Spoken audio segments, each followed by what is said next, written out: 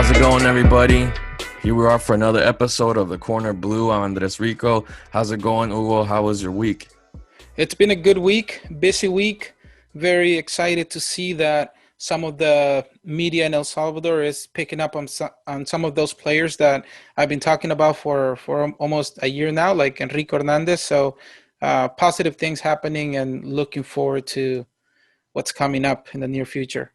Definitely, you've been noticing that hype coming out of the media outlets in El Salvador, which can only mean the message has to be getting to the Fesfut somehow if all of the outlets are shedding light on the players on the brink. So hopefully within the next couple of weeks, we hear whether certain processes have started or hopefully, sometime soon before that friendly fixture in November, we have new players eligible to play for La Selecta. Yeah, definitely. I can say that players are being noticed and the federation is taking note. And with the context that I have down there, I definitely I'm seeing more and more interest now. And again, I'm looking forward to some of these players getting their shot with the national team. Yeah, and it's been a theme as of lately, especially of trying to talk about the whole process that it goes into of trying to lure players or bring up the possibility of playing for La Selecta, whether it's the youth teams or the senior squad, and just the different reactions, the different paths, because they're all different. It's obviously a personal decision. So for today's program, we decided to interview none other than Hugo Pérez, probably the OG of Salvadoran players that had to make a decision at some point. And I got to talk to him. Granted, it was a ride along. He was in his car the whole time. The video is a little funky, but we got a nice chat going on. He was on his way to train at the academy that he leads here in NorCal, where I'm in.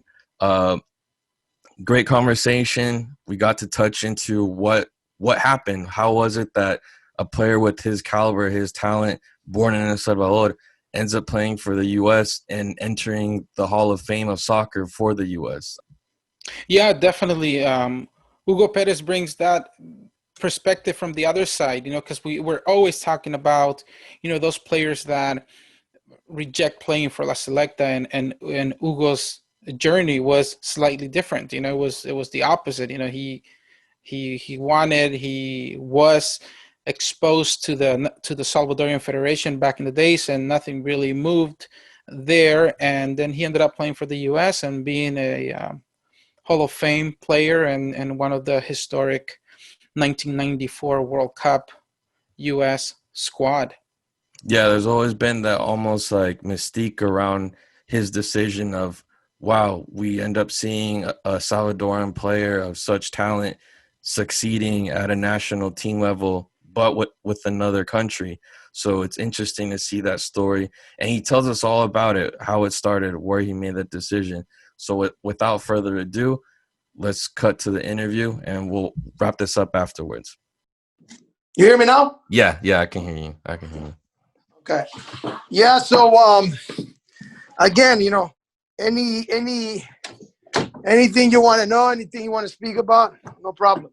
Yeah, I think what would be the most interesting is if you could describe, because basically you're almost like part of the mythology of Salvadoran soccer in the sense of there's a team from the 70s, there's a team from 82, but then you're part of that where it's like I heard about you through my grandpa. My grandpa would tell me that there was this player. He would give Mágico González a run for his money, but he moved out here when he was young, and he ended up playing for the U.S. And I feel like if you could obviously go beyond that and kind of describe your experience moving out here and then wanting to return for La Selecta, your interactions with the team, and how that worked out, and how was it that now, you're in the Hall of Fame for the U.S.? Yeah. So I have a brother who was born here. He was born here in '74. And when I first moved from El Salvador, I was about 11 years old. Mm-hmm. And I moved to LA, where all the Salvadorians used to move. Mm-hmm. Mm-hmm. And then from there, I started playing soccer. But so I moved there, and then I started playing semi-pro when I was 14 with with a club named El Salvador. And all the guys that play there played professionally when they left El Salvador and they came to play there in LA. So that's where I started playing, with adults, basically. Mm-hmm. But after that, then it was like I went from one team to another team until they saw me play in a semi-pro league, the Los Angeles Aztecs from the NASL. And then from there, I signed when I was about 17 years old, professionally. And from there, I moved to Florida in '81. And then the funny thing is, in '82, when El Salvador went to the World Cup, my cousin, who played for FAS, spoke to the federation and told them that they should take a look at me. I was about 14 years old, 15 years old. And they said no. They didn't give me opportunity. Any reason why in particular? I thought they were a little bit naive because, even though I moved when I was here, when I was 11, I played baby football in El Salvador. I started playing when I was 5, 6 years old over there in teams. But for some reason, they didn't pay attention, so we forgot about it. And then when I signed my contract, the club that I was playing for in Tampa Bay Rowdies in Florida, I think the federation called them and asked me if I was interested in becoming a citizen so I could play for them. And because I was upset with El Salvador, I said yes. And that's how it came to be. Nice. And so you never had any type of friendly matches or tryouts with the national team Nope. from El Salvador? It was just you were recommended and they took a pass? No. Mm-hmm. Yeah. So I never got that opportunity. But, at the end, you thank God because things work out better, I think. I would have loved to play for them, but because I grew up over there, and I knew what soccer was over there. But it didn't happen. So, but that's the story. And do you think in part it was just because you were far away, or they thought your development was different because at that time U.S. soccer, isn't what it is today, or they might have seen it as like a deficient? No, I maybe I don't know the reason, but maybe they thought because I was far away, I didn't play professional there. Okay, maybe that could have been an issue, but at the end, I think, and at that time in '82, they had that was their second time that they qualified for the World Cup, and they had a very good team. But again, I was young. I was just asking for them to look at me later, and again, I was already playing semi-pro at 14. So, but for some reason, they didn't pay attention to that.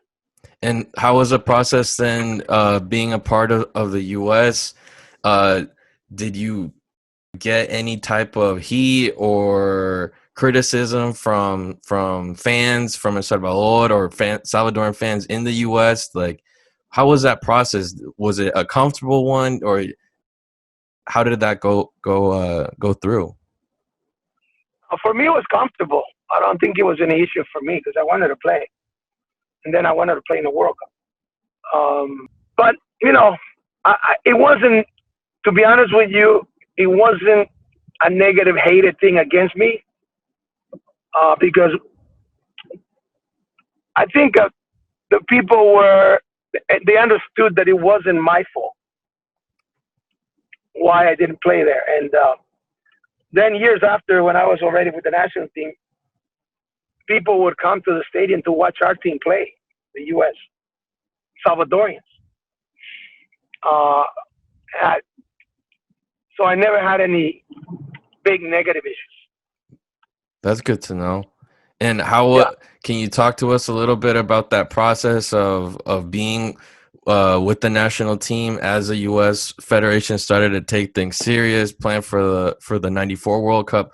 What was that process of basically? It seemed like starting from scratch. Was it starting from scratch, or was there already some type of infrastructure set up back then? Well, remember, I played with the U.S. My first, I played with the U.S. with the under 20s World Cup. That was the first one. Then the second process was with the Olympic team, and we played the Olympics in Los Angeles. Then from there, before the Olympics, I got called up to play for the senior national team. So it was already a process uh, that they were building up towards 1994. 94 was I would have to say, the culmination for everything that had been happening the previous years. So was Because it it was basically in important. the early '80s that they started with the project of wanting to have a competitive team since it had been a No, while, I right? think it was. I think it was after '86. We Okay. didn't qualify for the '86 World Cup. We ended up losing 1-0 to Costa Rica, so we got out. And then from there, FIFA gave. They were planning and thinking about giving USA the World Cup in '94. Uh, then we qualified for the '90 World Cup, but the process was already uh, going on and thinking what they were going to do, because part of the reason the U.S. got the World Cup bid was because FIFA wanted them to have a professional league here, Hmm. and they wanted also that at least the U.S. would go to the second round in the World Cup. Um, but that's how that's how it started being planned.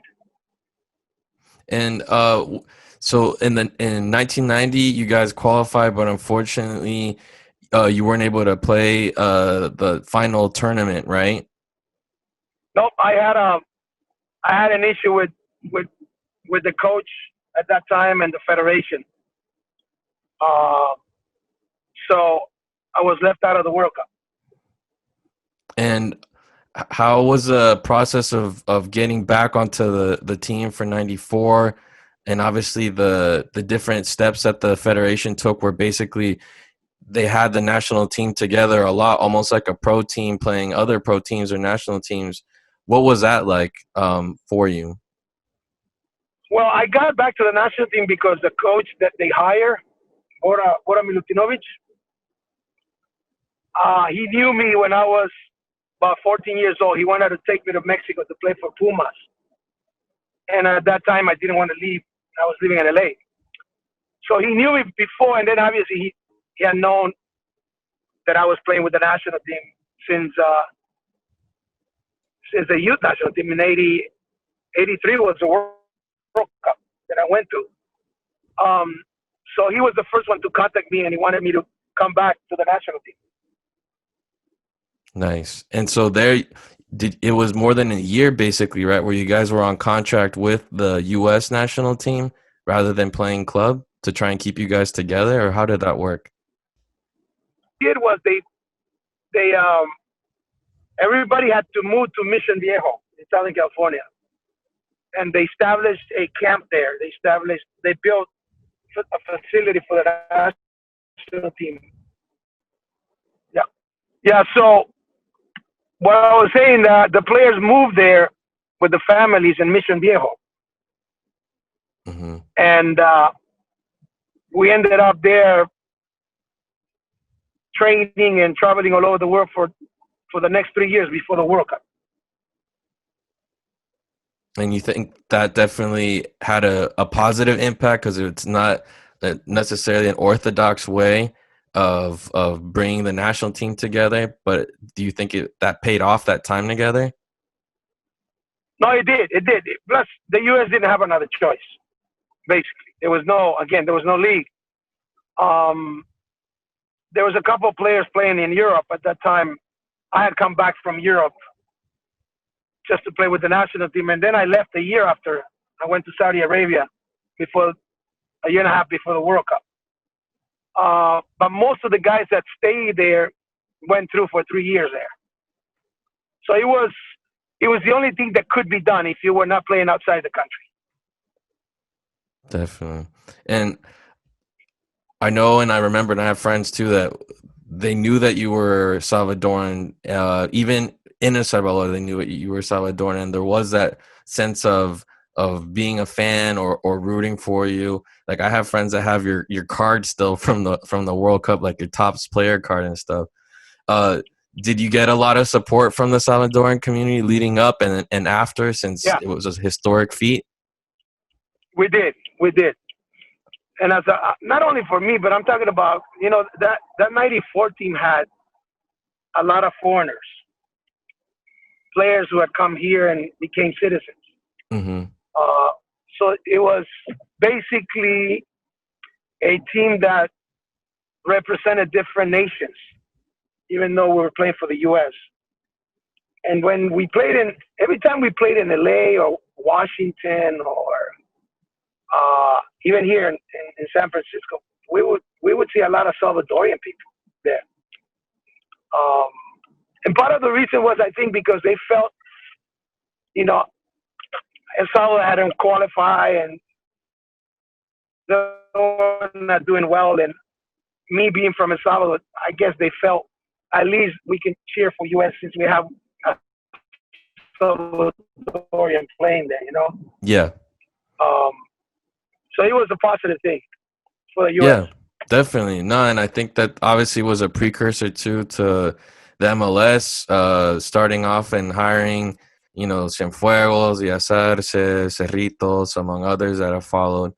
But that's another thing that we've touched on this podcast, where it is okay to be of dual nationalities or have more than one nationality, and sometimes that's kind of hard for others to understand, that you can root for one team or the other, have a soft spot for one team or the other, and you're an embodiment of that, because your soccer, your history, it's in your family, it's from El Salvador, but you were able to translate into success in the U.S. and abroad. And I kind of wanted to touch the whole concept of what's your perspective on prospective players that are on the brink that could either be called up to El Salvador now that slowly, very slowly but surely, there's this kind of bridge being created between players abroad and El Salvador. What goes into, do you think, the process of figuring out where you want to play? Because I feel like the press or fans tend to be too harsh on players that are of multiple nationalities, and either they're saying, oh, they don't love El Salvador, or they say, oh, we're getting like sloppy seconds basically of players that didn't make it. So there's always this negativity around it. But what do you think goes into making a decision like that? Or what have you noticed within the recent years, especially with Arturo Alvarez, players that have gone through the youth teams in the U.S. that kind of reach like a threshold for whatever reason, and the process of making a switch if they choose to do so? Well, first, I think that I don't think there's anything wrong if you have the opportunity to play for different countries. Now, the decision has to come to the point where it's got to be a personal decision. And a lot of the personal decisions are made because one is, if you have, for example, Salvador and U.S., you compare the two countries right now, you compare how they are, the history and their organization and so many other things that go beyond just playing soccer. If you have to compare both of them, there's no comparison right now. The U.S. has been into the World Cup since 1990, apart from the one that they didn't qualify, the last one. El Salvador hasn't been since '82. And then you compare what they're doing with their programs is day and night. Right? Now, that doesn't mean that just because U.S. is ahead administratively and in an organization-wise, that you're gonna not want to play for El Salvador. But when it comes to the with the national team, I think that any player that plays for any national team and represents them in a World Cup, it gives them an extra thing for them in their career. Okay, it opens up doors. Every time you play for the national team, it doesn't matter which one, it opens up doors for you. Now, I can only tell you about my experience. Okay. So what I'm saying is, you can have both nationalities, but it also depends on what you want to do and which program likes you. Mm-hmm. Which program likes you, because I didn't go asking for the U.S. for me to play for them. It was the U.S. who came and asked me to play, and because I had gone through that experience with El Salvador, then I accepted it. Now, it is not the same for other players, but I think at the end, it's how much a country wants you. Okay. Now, if you have to choose between El Salvador now and the U.S., and the U.S. wants a Salvadorian kid that has parents from El Salvador and he was born here, and if they want you and they know who you are and they like how you play, not to choose the U.S. because of, again, organization, administratively, everything. Now, if the U.S. doesn't want you and you're Salvadorian, then, and El Salvador wants you, then you have that choice. Mm-hmm. But the levels are different. Are different.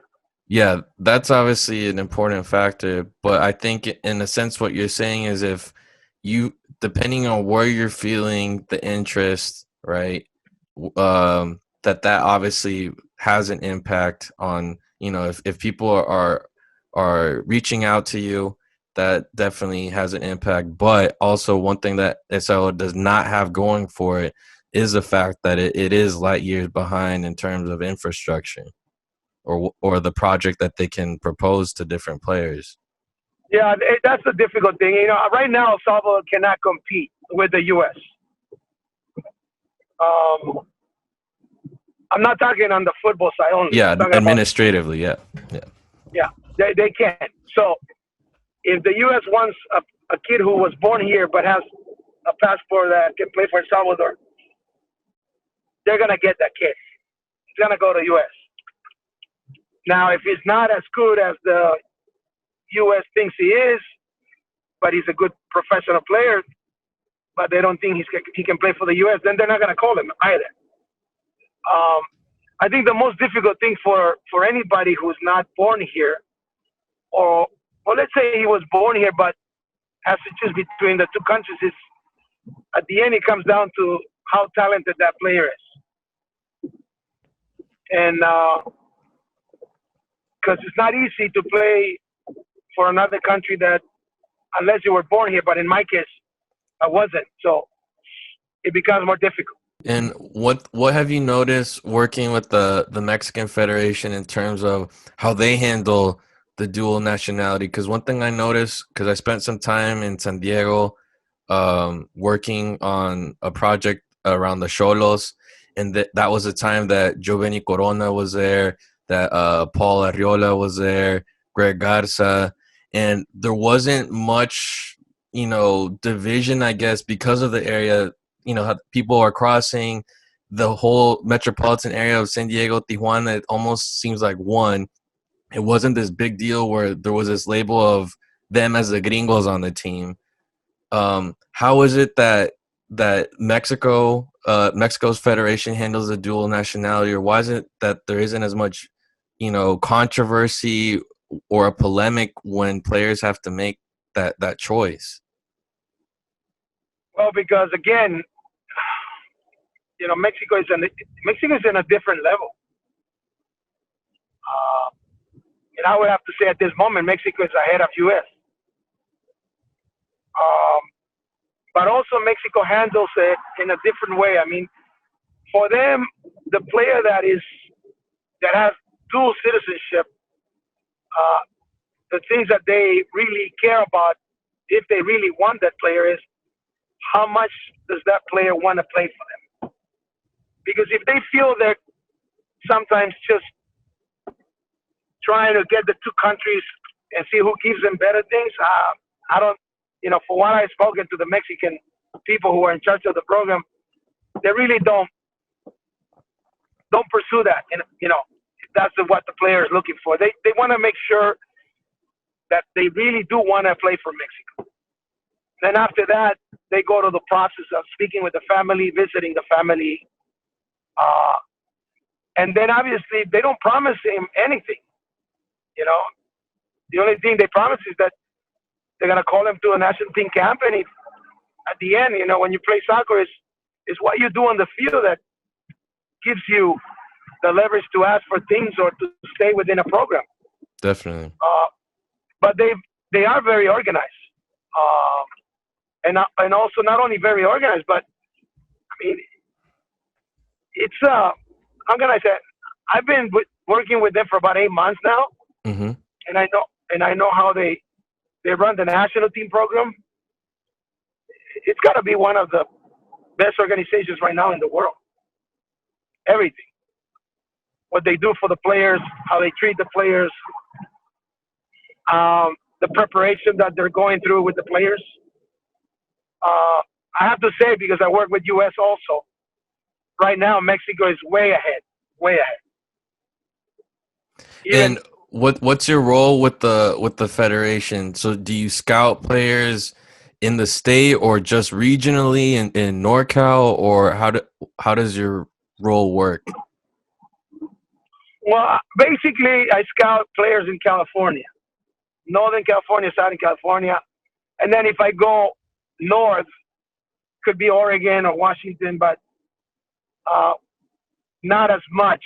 And then after that, also, I have to do training centers for the Mexican Federation here, which is a program that we bring 22, 25 players that have obviously the Mexican citizenship, and train them and then evaluate them, and then send a report to the national team headquarters in Mexico, their staff, and then they pick, 1 or 2 players that they feel have the level to represent them in different ages, and then they take them to their camps in Mexico or when they go and travel. Mm-hmm. And in your perspective, now dealing with the U.S., why is it that there's almost like there's this threshold or like the ceiling that's been placed on Latino players in general? Obviously, Salvadoran players that have made it all the way to U23s, but then they don't seem to get their shot. Is there this generalized threshold? Because from the outsider, as a fan, you have that tendency of being skeptical or realizing that soccer's so popular among the Latino population in the U.S., but you don't see too many players making it to the senior squad. Well, I think part of the reason is, again, is not the whole reason, but one is they need to be better than the American player. That's the first thing. The second is, which is something that you cannot control, is depending who's coaching them. With the American coaches that have represented and coaching the U.S., they have a different perspective of a Latino player. But at the end, whatever you're doing in your club, if you are playing above, beyond what an American player is doing in the league or any other league in the world, they have to call you because they need you. They need good players. Now, once you get there, it is your responsibility to stay within the program. Everybody, there's a lot of people that get called to the national team, but when you look at history, there are very few national team players that can say that they spend 12 years in a program with the national team. Not too many. And Latinos, I haven't seen in my period that I've been here, even after I retired. Salvadorians, not many. I mean, I think Arturo was in the youth national teams with US.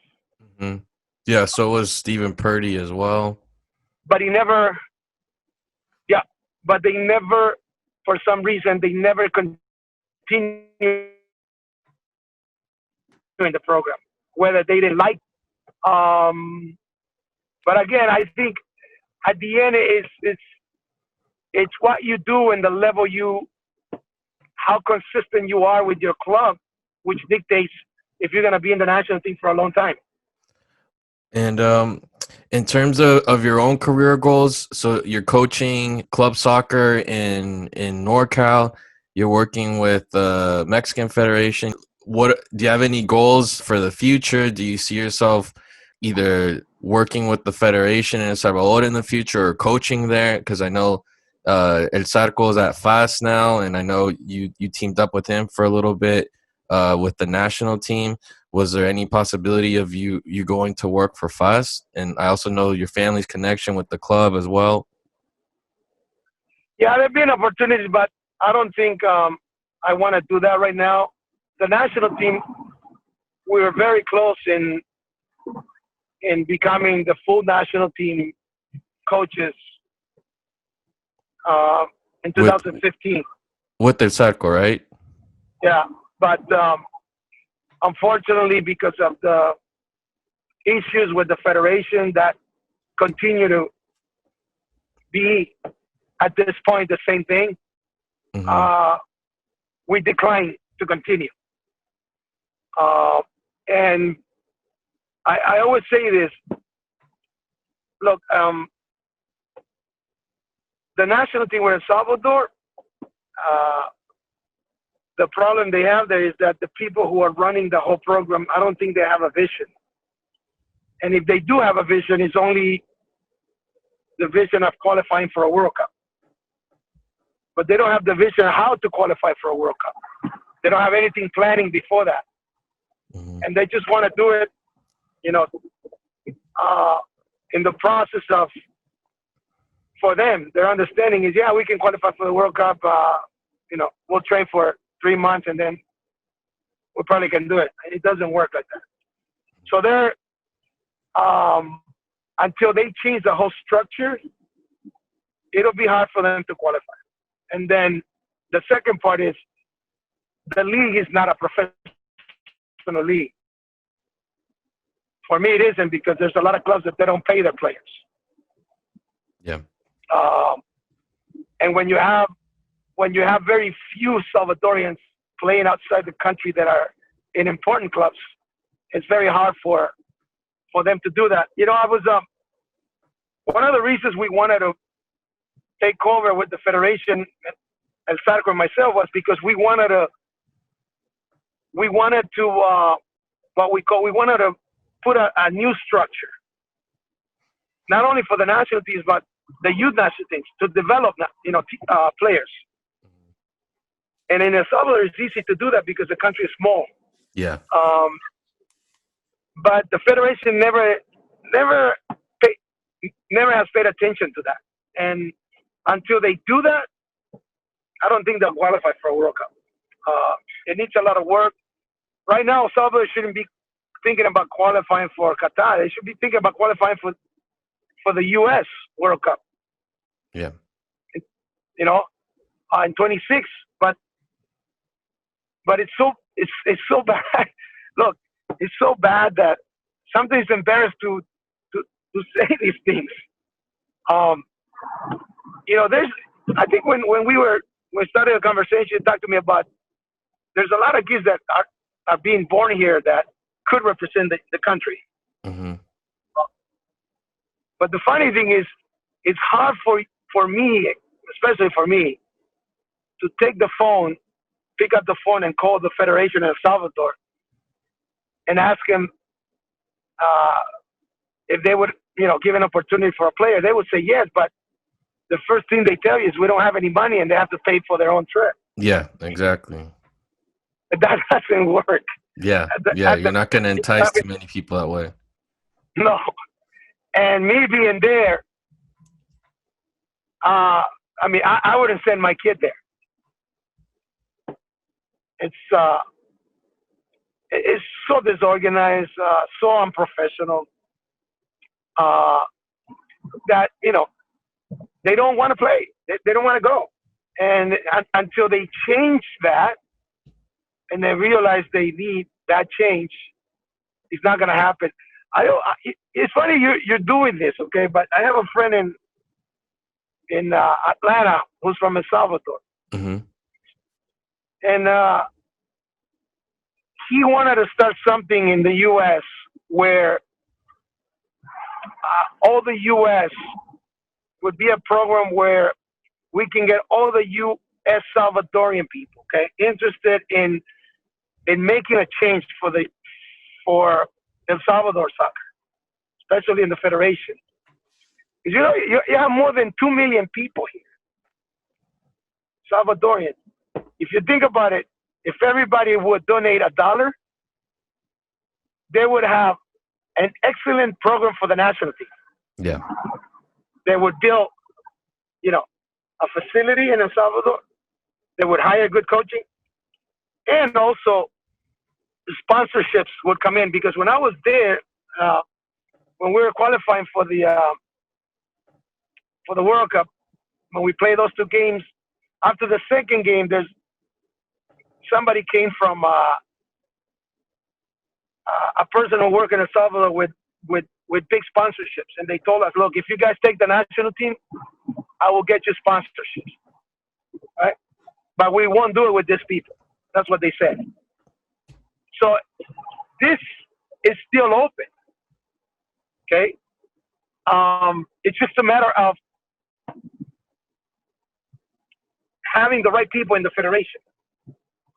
And, I know Carrillo very well, because he was the one who, when I was with El Sarco there.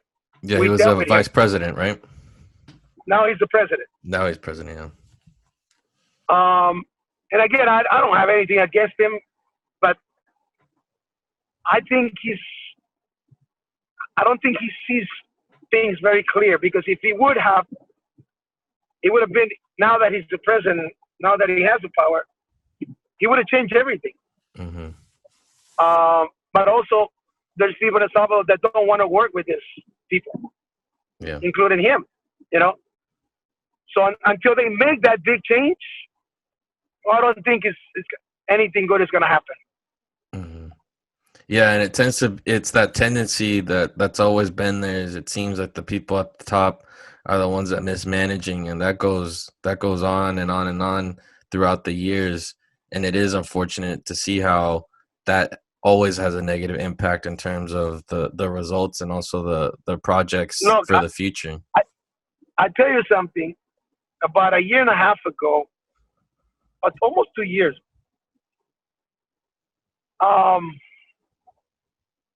we had a plan.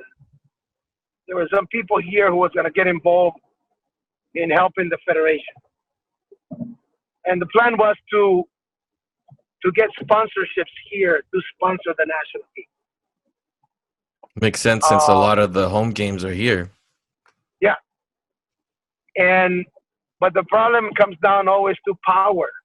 People want power. You can have power, but you have to know how to use it. And they didn't want to concede power, because I had some people here who are business people who wanted to take over the national team program, do all the games here, do most of the, I would have to say, the preparations here for World Cup qualifiers. Any reason particular for doing it in the U.S.? Well, because the thinking behind It it was is? more money. It was more money. It was a business deal. It was more money for the national team playing here. Especially if they would be doing well with new administrative people, with a new vision. And obviously you would still have home games in El Salvador. But Mm-hmm. my point is, if you go to El Salvador, they don't have the facilities Mm-hmm. that we could have had here. Mm-hmm. You know what I mean? They don't have them. So they wanted to do it here, but the people at the federation, they didn't want to, again, their vision is very short. So they decline it. Yeah. Well, I mean, and that's one thing that we've gone over in the program. It's the team that we love, but we always have to hang on no matter what to what's going on at top, and we all feel the effects of it as fans. It's hard to deal with some of the decisions up top, but again, for all of us, the kit chose us in a way, and it is hard to look away or turn your back on the team, and you can't do anything, at least as a fan, other than hope for the best. Also one cool thing is to highlight is kind of the stuff that Hugo Alvarado's been doing, and he's on the show as well. He's just busy right now with family stuff, but at least Yeah. the from the ground up, kind of like an organic way of trying to help out. And obviously, it's had some fruits, but it isn't the way to go. You'd hope that someone like Hugo or you yourself, that there'd be scouts or professionals, or making it something professional rather than just a grassroots kind of effort. But it is what it is. No, but again, look, it's not that we don't want to help, okay? But growing up here, I realized that at the end, if you want to help a kid that has talent, and you want to help him, not just because he's Salvadorian, but because I think if they get the opportunity to become professional athletes or players and a chance to represent a country, and if you're looking for the best interest of that player, I would not recommend it to El Salvador, even though I would love to, but it's so hard because of the organization, not because of the country, not because of what the people want. It's just the people who are running the program. That's what they're not. I mean, you and I, let's face it, and you can, I don't know, you can tell me how many players. Look, there's a couple of players that are playing in the MLS right now that have double citizenship. Okay, you have the kid that plays in Seattle, Mm-hmm. Roldan. Mm-hmm. Okay, or you have Gilbert Fuentes for the Quakes, youngster. Yeah. Okay, but why don't they say anything? I mean, now for U.S. Fuentes is playing for U.S. and the rest, it's a possibility, but with the things that are going on in El Salvador, it's not going to happen. They're not going to go. So you have to make a revolution, my friend. Yeah, definitely. Definitely. Got to be a revolution over there. But in essence, has it been a good experience for you being able to go back to El Salvador in the mid '90s, and even as a coach, even though it was a really brief experience? Was there a certain level of gratitude or redemption that you felt being able to go back and participate in El Salvador? Yeah, it has, because again, I was born there, and we went there. You know that we went there when we took the national team. We didn't have a salary. Yeah. We went there free, all right, because we wanted to help our players. And the way I told you before, to help the players is, if the players would qualify for a World Cup, some of those players would leave our country to play somewhere else. Okay, when you go to a World Cup, that's the price that's the reward, we could say, for playing in a World Cup. You have options to get out of the country and and do well for your family. So one of the reasons that we thought we could take the national team and try to see if they can qualify was to help the players, to help their careers to get out of there. Because again, the first division in Salvador, it's not really a professional. A lot of, I was with this COVID-19, I was reading how some of the players are surviving over there. Yeah. It's sad. So our gratitude with soccer was to go there and try and help as many as we could for the national team to do well and maybe try to qualify for those players to have a chance to get out of there. How else we could do it? And we did it because, again, we love the country. And I think the Salvadorian players are, they have talent. It's just unfortunate that their environment is not good. Yeah, definitely. All right, another question, almost to wrap up. Where are you headed right now? To coach or where are you going? Because it's been a long drive. Yeah, I'm going to Palo Alto right now. That's where we have the academy. Nice. Okay. There's the academy is called Silicon Valley Academy, and it's affiliated to the MLS. And I'm coaching 2 teams right now, under 16s and under 17s. So we train there Tuesday, Wednesday, Thursday, and Saturdays. The league hasn't started because of COVID-19. So, but we're there. I work there. Nice. And are there any Salvadoran players that you're coaching in those teams? I think we do. Yeah, we. As a matter of fact, there is a player that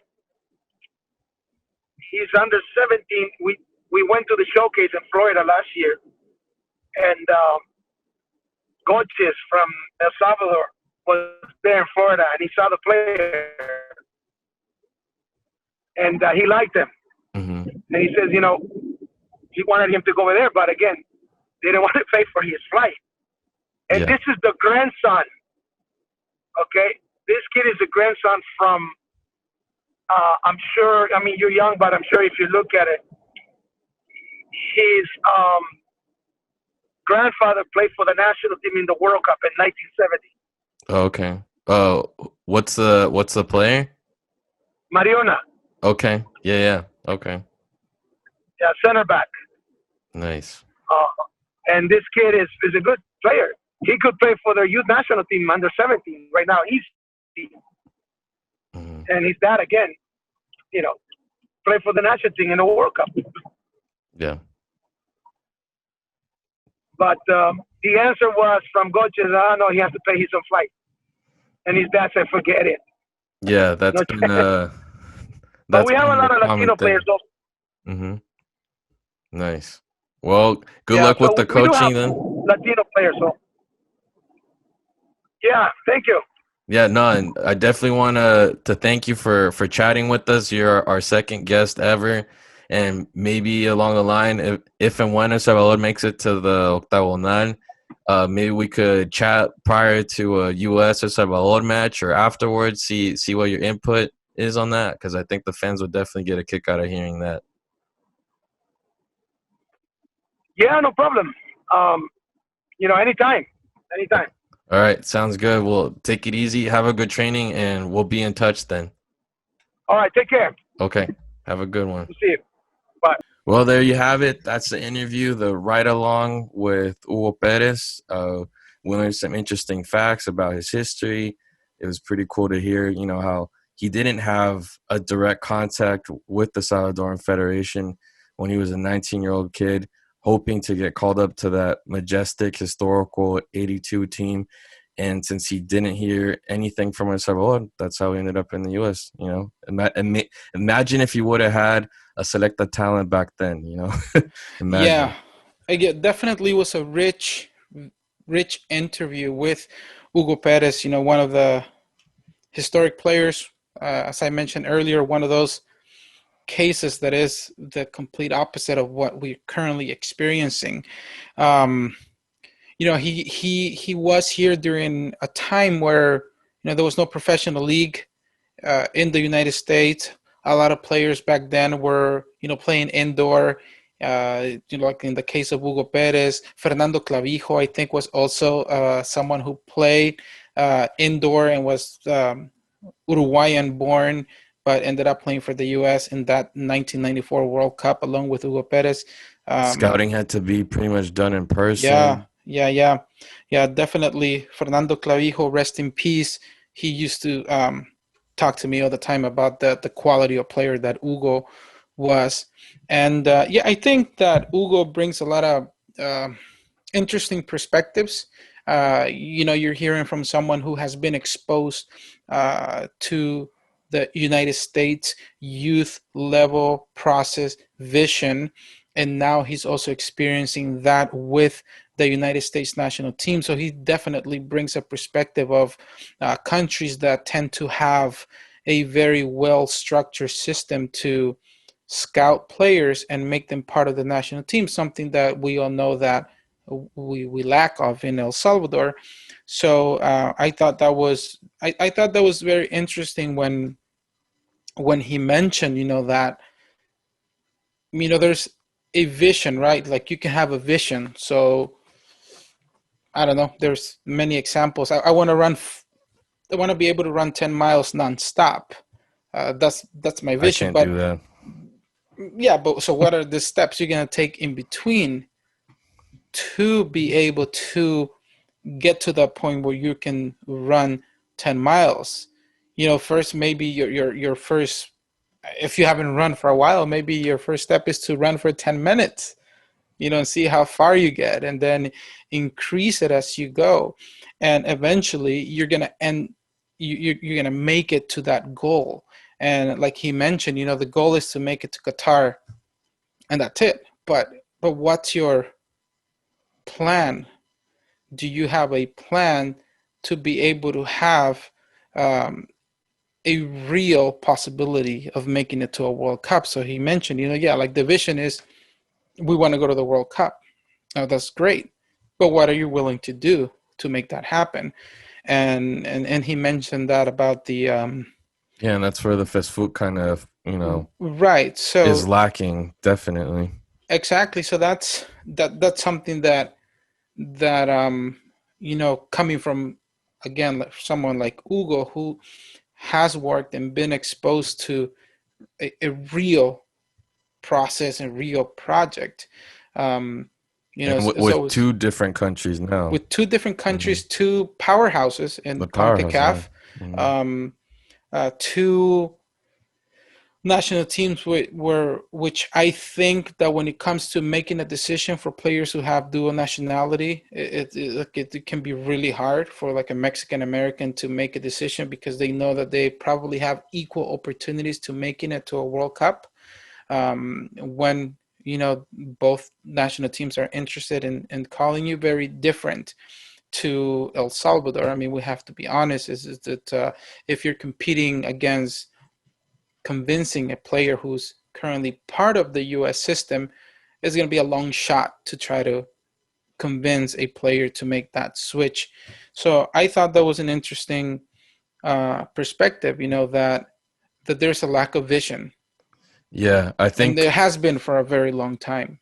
one thing that stood out too was the whole concept that when Mexico starts knocking on doors, they want to make sure that there is a level of commitment by the prospect, that they don't have to go begging and enter some type of bidding war of, what can you do for me?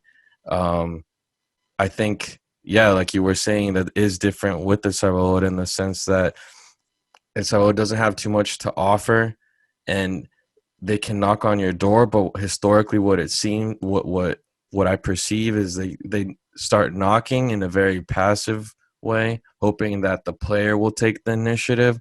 When they have to take the initiative, obviously you don't have to beg, because there has to be some level of allegiance, of national pride. I mean, it sounds kind of weird, national pride, but I mean, it is a national team, but there has to be some type of interest by a player. And I feel like that's kind of what the deadlock that tends to happen is either the players aren't as interested because of the issues that come up with the federation historically, but then the federation doesn't want to really go out and use too many means. So I feel like there's this hesitation for the most part on both parties.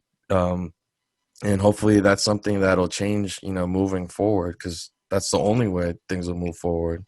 Yeah. I mean, there's basics. There's the basics that you can do, such as flying a player over. Hugo mentioned something about that for him is like it's kind of hard to get that one. To get the reasoning, the logic behind that very basic step that any federation should take to try to show any interest in having a player play for your national team. And also, it's not about, I always seen this as, and I brought this up in other shows, you have to plant that seed. And part of doing that could be a simple in-person conversation. You fly a coach over to wherever that player is located. Go watch him play live at the stadium. Talk to him after the game. I think a player appreciates that. That's like, that gets to the very, very basic level. You don't have to offer, hey, I'm going to pay you $20,000 if you come and play for my national team, but you're showing interest. I'll tell you a personal experience. When I started Select the Talent, I actually flew to Portland to meet with Steve in person. And obviously With Steve Purdy. Right? Steve Purdy, which at that time I was trying to get him to play for the national team. And I, granted, I made that decision because Ruben Israel at that time was going to meet me there in Portland. So we could both meet with Stephen Purdy. The federation was going to fly him over. It didn't happen, but I ended up going by Surprise. Yeah, it didn't happen. I still went, and guess what? That was the first time that he put on the Salvadorian jersey on, and I got to experience in person how he felt, and I could see that the Salvadorian roots were there, that he really wanted to play for El Salvador, but he never had someone who really talked to him and show interest and meet him in person and say, hey, we want you to be part of this because we think that you have these qualities that other players don't have over there, whatever that is. But there are basic things that you can do, and obviously that is part of having a vision, which there's definitely lots of room for improvement there. Another point, he brought up, he said, I wouldn't recommend a player to go over there. It's great, and he brings up a lot of reasons why, and I can't blame him for that. Yeah, I mean, he's seen it up front, during his spell with the Cerco. Right, and although I respect his opinion, he has a lot of grounds for that opinion. We all have our different opinions, and I still have faith that taking players from abroad is not the solution, but it is one of the tools, and it is one of the tools that can probably produce an immediate change For the better. For the better. Yeah. It's not the only solution, obviously, but like I think that the president of the Indes was saying recently, there should be a long term vision, but obviously we don't have 15 years, although we should be working on that, but we should also work on what's coming up. There's a World Cup qualifier coming up. What is the most fast and efficient way that we can potentially strengthen our team? And that's by making use of those players who grew up in other countries, who had better education, better training, better nutrition, and they could potentially make our national team better, or at least create more competition with the local players. So I still think that it is one of the tools that we have, and I don't see why we shouldn't make use of that tool. Yeah, I think obviously the ideal would be to reach a point where you're developing talent in country, but obviously you can't deny that there's a diaspora, and you have children of Salvadoran parents all over the world. And if they are good enough and are interested, identify with the country, that they feel that kit, that kit calls them, that crest calls to them, that Cusca calls to them. Those have to be the main factors.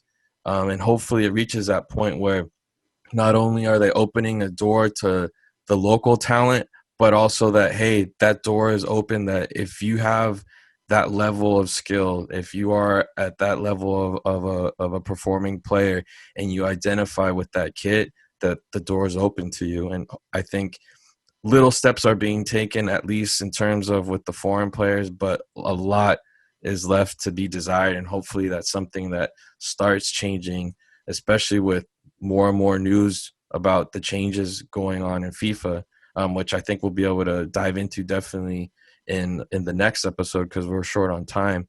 But things are definitely evolving. And I think rather than just shutting the door on foreign-born players, little by little, you need to use these tools. We live in a globalized society, and I don't see why there should be such an obstacle to kids who are interested in wearing the kit, that you don't have to go and beg for them, that you don't have to wait for them, that, yeah, they see themselves playing in a Cusca. Yes, our Cusca, the old-ass stadium built in the 70s, the one that has shitty bathrooms, no amenities, but they see themselves there, or they wish they could go see games there. That's the type of player that needs to have that open access, and that's the type of player that the Fesfut has to go after. Yeah, I think that is an immediate step to take, and also create a long-term vision, create a project, and also fans. I think as fans, we have this tendency. When I say we, I include myself as part of the fans, but I don't necessarily share all of those ideals. But sometimes we ask for a process, we ask for a project, but then when we don't see the results in the first 6 months, we're asking for that coach to be fired. So that's, I think that also culturally, we have a lot to improve on, or at least have a different vision of how a process works. And sometimes we need to have patience, and maybe we're not going to see the results immediately, but trust that at least there is a process being done. Whether that process is going to succeed or not, we will only know at the end, but at least we start doing things differently, because the solutions are not in the coach that gets there. Yes, that is another short-term solution, but there should be a process, and starting from the youth levels, club level. Obviously the clubs are the ones who should be producing players, not the federation. Yeah. I think just the main thing, and to conclude, is we just have to get out of survival mode. And I think that has kind of been the mentality that's plagued the national teams throughout decades, is thinking only in the short terms, feeling pressure for the next upcoming tournament or the next 3 points, and not being able to see beyond that, or members of the board just seeing, their years at the helm of the federation and making moves, and not being able to think what's the legacy that I can leave for future generations. And I think, it's just survival mode. We got to get out of that.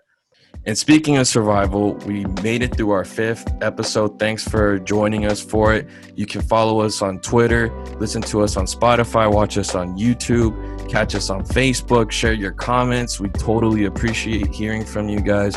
And we'll be announcing soon if we move to any other apps for podcasts. So this is Andrés Rico saying, take it easy for next time. Hugo. Hasta la próxima. All right, guys, take it easy. Have a good one.